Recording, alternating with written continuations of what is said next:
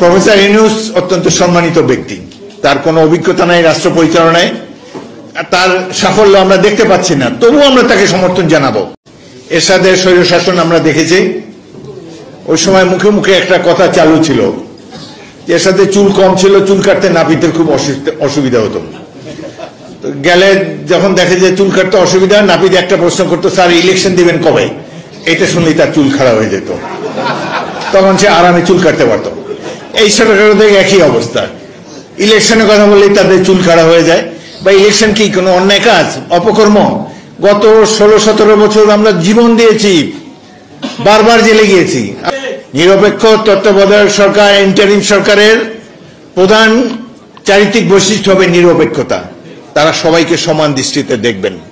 এখানে বসে Kings party করার চেষ্টা আপনারা করবেন না। প্রফেসর ইউনূস অত্যন্ত সম্মানিত ব্যক্তি, তার কোনো অভিজ্ঞতা নাই রাষ্ট্র পরিচালনায়, তার সাফল্য আমরা দেখতে পাচ্ছি না, তবুও আমরা তাকে সমর্থন জানাবো। কারণ দেশে বিদেশে সবখানে তিনি একজন নোবেল লরিয়েট, সারা বিশ্বে তার পরিচিতি আছে, এবং এই মুহূর্তে এই সরকারের নেতৃত্ব দেওয়ার জন্য তিনিই যোগ্য মানুষ। কিন্তু নাবালকদের কথা চলবেন না। আপনি দেশের মধ্যে অনেক জ্ঞানীগুণী ব্যক্তি আছে, অনেক রাজনৈতিক দল আছে যাদের রাষ্ট্র পরিচালনার অভিজ্ঞতা আছে, তাদের সাথে আলাপ করে, দেশের জ্ঞানীগুণী মানুষের সাথে আলাপ করে এই রাষ্ট্রটি চালান।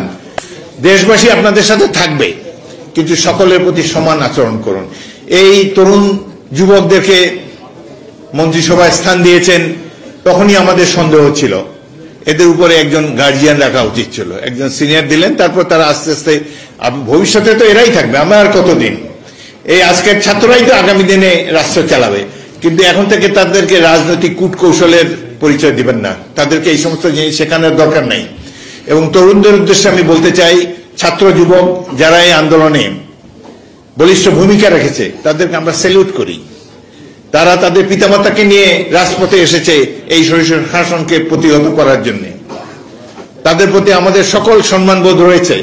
কিন্তু আর বেশি দিন নাই, আপনারা অল্প কিছুটা দিন বরদাস্ত করেন এবং একটা সুষ্ঠু নির্বাচনের ব্যবস্থা করেন।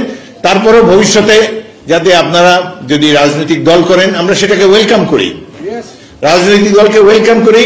আপনারা যদি মনে করেন যে অতীতে যেসব দল রাষ্ট্র পরিচালনা করেছেন তাদের ব্যর্থতা থাকতে পারে, কেউ তো মানুষ ফেরেশতা না, সেই ব্যর্থতা থেকে উত্তরণ ঘটিয়ে আপনারা সুন্দর একটা দেশ গড়ে তোলেন।